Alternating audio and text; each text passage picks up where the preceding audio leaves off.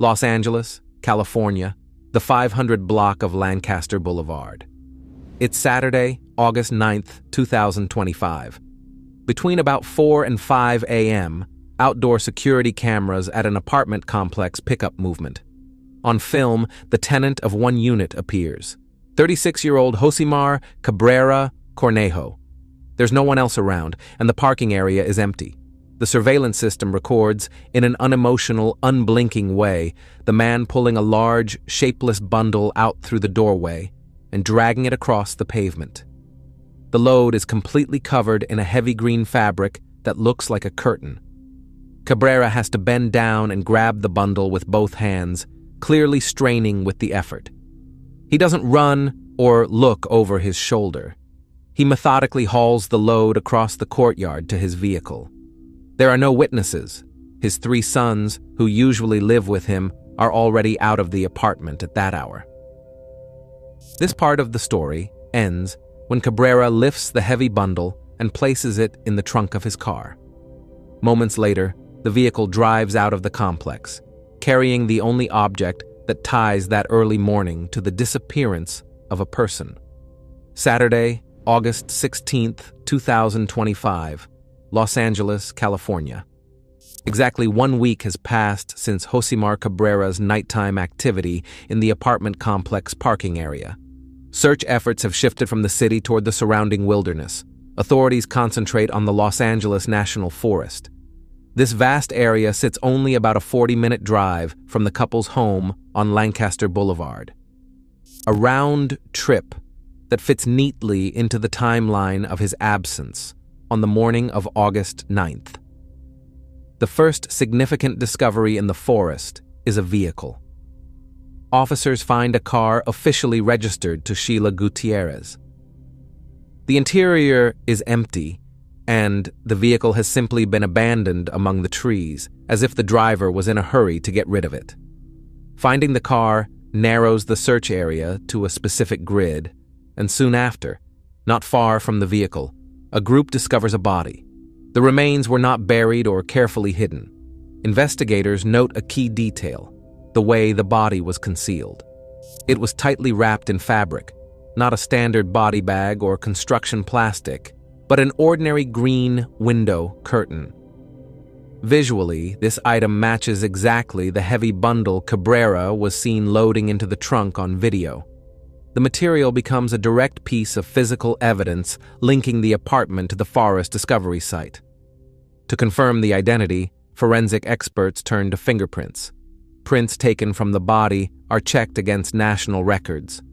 The result leaves no doubt. The deceased is Sheila Lisbeth Gutierrez Rosillo, a 33-year-old citizen of Peru. The status of the case instantly shifts from a missing person search to an investigation of a confirmed crime. The discovery in the Los Angeles National Forest completes the evidentiary picture.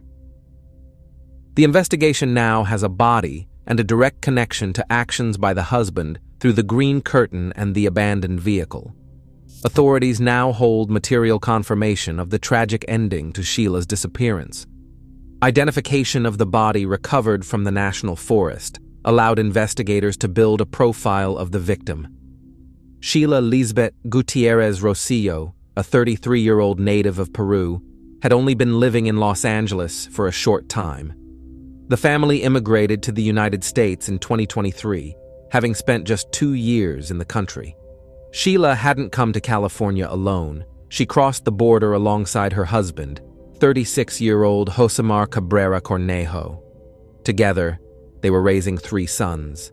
At the time of the events, the oldest was 9, the middle one 5, and the youngest had just turned 3. The family of 5 lived in a rented apartment in the same residential complex on Lancaster Boulevard, where search operations would later unfold. Statements from Sheila's relatives, including her parents and brothers, paint a portrait of a woman with a deep sense of responsibility. Those close to her unanimously described her as extremely hardworking.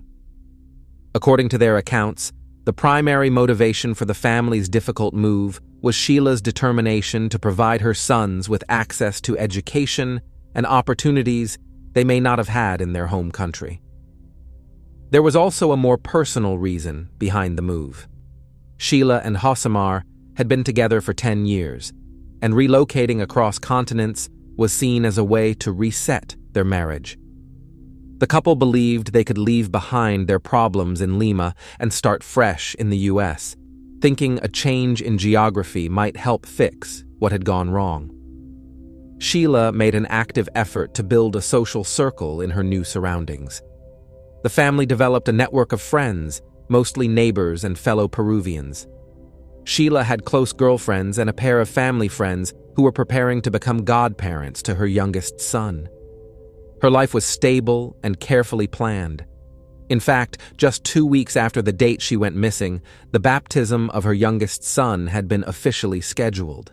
She wasn't just living in the US, she was laying down roots. She was creating a home and preparing for family celebrations.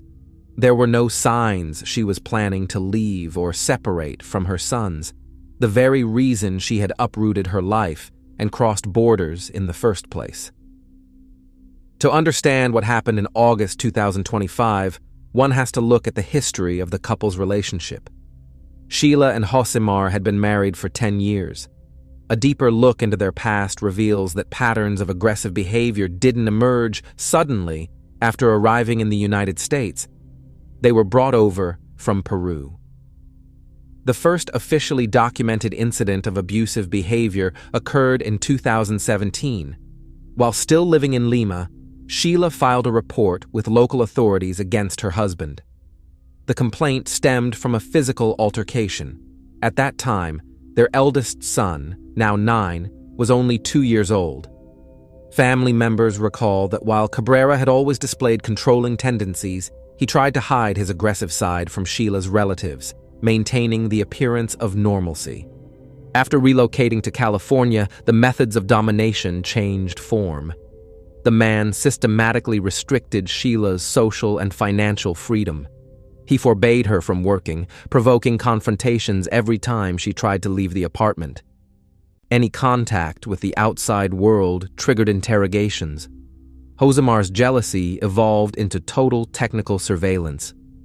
The renter installed a video monitoring system inside the apartment.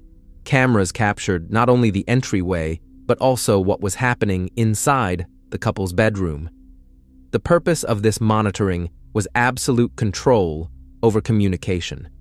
Cabrera checked who his wife spoke with and what they discussed, and even monitored the screen of her smartphone. The pressure escalated into blackmail. In private messages with friends, Sheila admitted that her husband threatened to publicly distribute her intimate photos and video recordings if she disobeyed him. In effect, she was trapped inside her own home, surrounded by camera lenses and constant threats to destroy her reputation. By the summer of 2025, the situation had reached a breaking point, yet Sheila continued to hide the full scale of what was happening from her parents, trying to spare them additional worry. Saturday, August 9th, 2025. The time is 10 a.m. About an hour has passed since Sheila's last contact with her mother. Hosimar Cabrera moves into a phase of building an alibi and isolating potential witnesses. He calls Kalita, a family friend known in the area for arranging private cargo shipments to Peru. The conversation is strictly businesslike. The man asks about shipping rates and says he wants to send a suitcase back to his home country. At that moment, Kalita is at work and physically unable to accept the order. She suggests the usual arrangement. Hosimar can bring the shipment to her husband, Antonio, who is at home. Cabrera agrees and ends the call. A short time later, the father of 3 sons appears at the home of Kalita and Antonio, but the situation quickly shifts. Antonio, expecting to see luggage ready to be weighed, is confronted with something entirely different. Hosimar arrives empty-handed, accompanied only by his 3 sons. The story about the shipment instantly disappears. Cabrera asks Antonio to watch the boys, ages 9, 5, and 3, and, without waiting for questions, leaves them behind in someone else's living room. After dropping off his sons with the neighbors, Josimar immediately leaves the house. His apartment on Lancaster Boulevard is now completely empty. The sons are isolated in a safe place, Sheila is no longer responding, and Cabrera has the freedom to carry out actions that cannot be witnessed. Investigators believe this window of time was critical. The opportunity he needed to conceal evidence of the crime or move the body inside the apartment without the risk of being seen by his own family. Investigators reconstruct the events of that Saturday morning minute by minute. The critical window identified by detectives runs from 9 a.m. to 10 a.m. It was during this exact span of time, immediately after the end of a video call with her mother, that Sheila Gutierrez's life came to an end. The medical examiner reaches a clear conclusion. The woman died as a result of stab wounds. The blows were delivered with calculated force. The blade penetrated her back and chest. The nature of the injuries leaves no room for any version involving an accident. Josimar Cabrera's actions during those 60 minutes show extreme focus and control. After committing the crime, he did not freeze or panic. Instead, he used the same green window curtain to tightly wrap his wife's body, reducing a human being to a compact load. He then moved the bundle into a built-in storage space inside the apartment, temporarily removing her from the living area. The next step was a complete cleanup. Cabrera thoroughly washed floors and surfaces, eliminating visible traces of blood. The entire sequence, from the fatal attack to restoring the appearance of order, took less than an hour. When Josimar left the apartment with his sons, the residence looked clean, and Sheila was already hidden inside the storage room, where she remained until the nighttime transport to the parking lot. Tuesday, August 12, 2025. An official missing person report for Sheila Gutierrez is filed with the Lancaster Sheriff's Department. While the law enforcement system begins its bureaucratic process, a group of Sheila's friends launches their own inquiry. Having already caught Josimar lying, the women believe waiting for official action is too risky. They organize a full sweep of the apartment complex. One defining feature of this condominium is the high density of private security cameras, devices mounted on nearly every building. Neighbors show solidarity and voluntarily share access to their digital footage. The group now has hours upon hours of video covering several days of life inside the complex. A long review process begins. The women methodically go through terabytes of footage, tracking every movement near the Gutierrez apartment. Persistence pays off. They locate recordings from the morning of August 9th. On screen, Cabrera is seen first driving away with his sons, then returning alone, and later dragging that same heavy bundle wrapped in green fabric toward his vehicle. The footage also confirms that he changed clothes multiple times over the course of a single morning. This private investigation produces immediate results. The friends are no longer speculating. They now possess video documentation capturing the concealment of a body. The materials are quickly handed over to investigators. From that moment on, the sheriff's department has grounds to reclassify the case.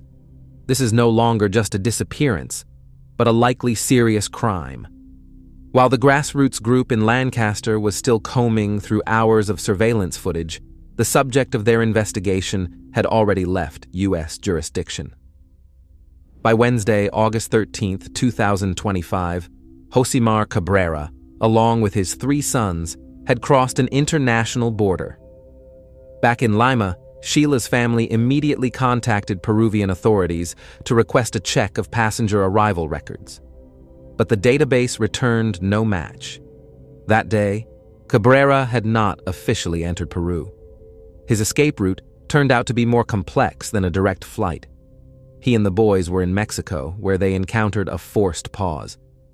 Under U.S. law, transporting minors across borders without the other parent's approval requires either notarized consent or a court order. Since Sheila was no longer in a position to provide any authorization, Josimar took a different route. He managed to obtain a salvoconducto, a temporary travel permit that substitutes for standard documentation. This document allowed him to legally board an international flight with his sons, ages 9, 5, and 3, sidestepping the requirement for their mother's signature. The journey stalled on August 15th, when Mexican authorities detained Cabrera for a routine check. Officers questioned him and reviewed the travel documents. The situation was delicate. Back in California, an active investigation into a disappearance was already underway, and detectives were aware the husband had vanished. But Cabrera's name had not yet been flagged in Interpol's global system. The process of issuing an international arrest warrant was slower than his flight path. Without legal grounds to hold a Peruvian national, the Mexican officers had no choice but to let him go. Once cleared for departure, Josimar continued on. On Saturday, August 16th, his flight landed in Lima. The fugitive stepped onto Peruvian soil, still technically a free man. The warrant for his arrest had yet to be officially activated. That same Saturday, while forensic teams in Los Angeles were combing through a remote section of forest, events were unfolding in Peru's capital. The plane carrying Josimar Cabrera and his 3 sons landed at Jorge Chávez International Airport. Local police were already waiting. A response operation had been set up in the arrivals area. Officers immediately separated the sons from their father, placing them under state care for their protection. As for Josimar himself, he was stopped for questioning, but the process unfolded in a curious way. Footage captured by journalists and witnesses in the airport shows the suspect jogging toward a police vehicle. His behavior lacks fear. He appears calm, even smug. The police act more like a protective detail, forming a corridor to shield him from media and public scrutiny. That's when attorney Roberto Robles enters the picture, retained to represent Cabrera's interests. The defense quickly builds its strategy, publicly challenging the evidence collected in the U.S.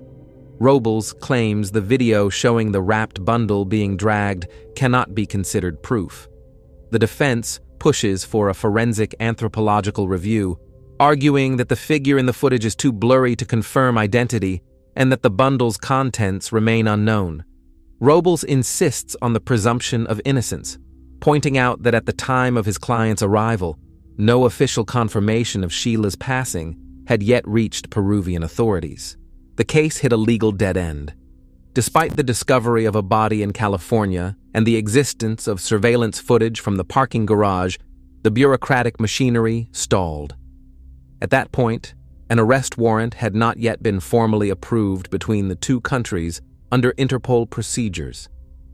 Without a red notice in place, the international bulletin required to initiate cross-border arrests, Peruvian authorities had no legal basis to detain one of their own citizens. After a preliminary interview and document review, Josimar Cabrera, the primary suspect in a violent crime, was allowed to walk out of the airport precinct in Lima. He returned to his mother's home and resumed life in plain sight. The Gutierrez family was left in a state of torment. The man caught on camera dragging a heavy bundle across a Los Angeles parking lot, believed to be Sheila's body, was officially free. Now living openly at his mother's residence, he benefited from a temporary legal immunity created by a failure in international coordination. Detectives in the United States had a body and compelling evidence, but no jurisdiction beyond their own borders without the proper documentation. Realizing that justice was slipping away, Sheila's family began a public pressure campaign.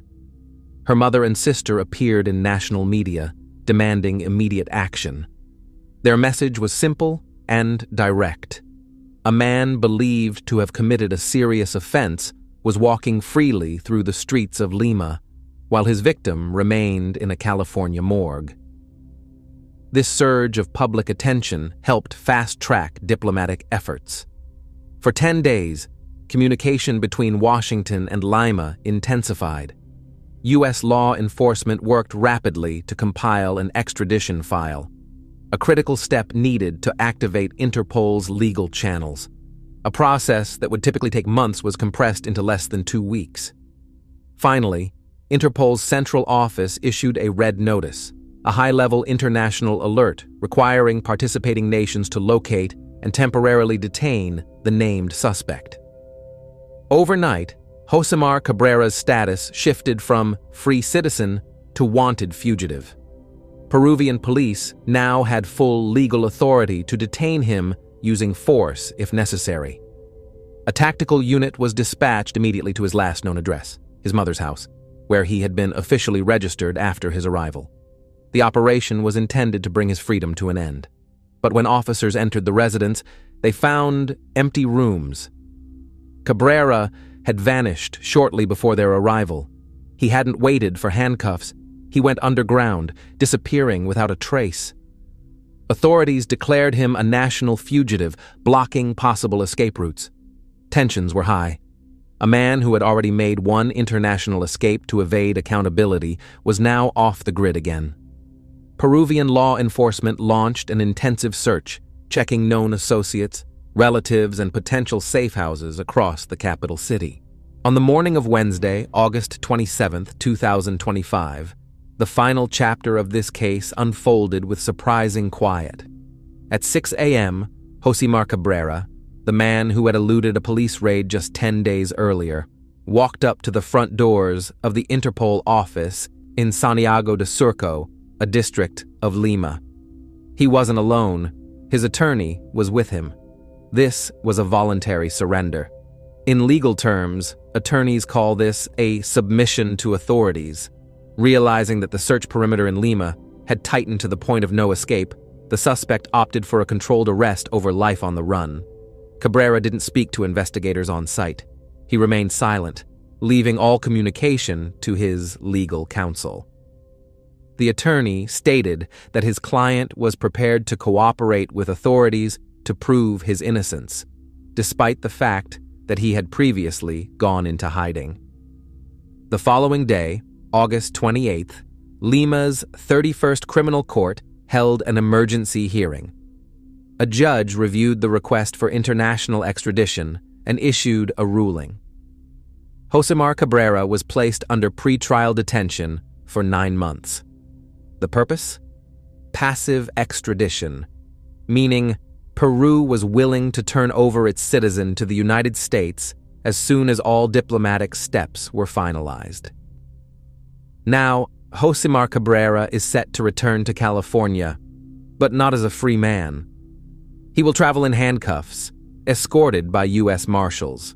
Once back on American soil, he will face charges of first-degree criminal homicide. Under California law, if found guilty, the penalty ranges from 26 years in prison to life behind bars. Meanwhile, in Lima, the fate of the 3 sons, the most deeply affected yet often unseen victims of this tragedy, was also being decided. The Ministry of Women and Vulnerable Populations conducted a formal assessment. Despite efforts by Cabrera's mother to gain custody, the authorities reached a different conclusion. Full legal guardianship of the boys, ages 9, 5, and 3, was awarded to their maternal grandmother, Elga Rosillo.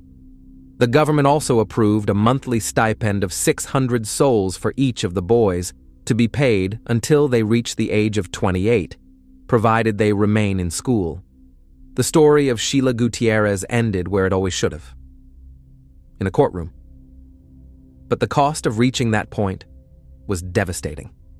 3 boys were left without their mother, and with a father awaiting extradition to face trial in a U.S. prison. The police may have closed the investigation, but for the family, the legal battle has only just begun.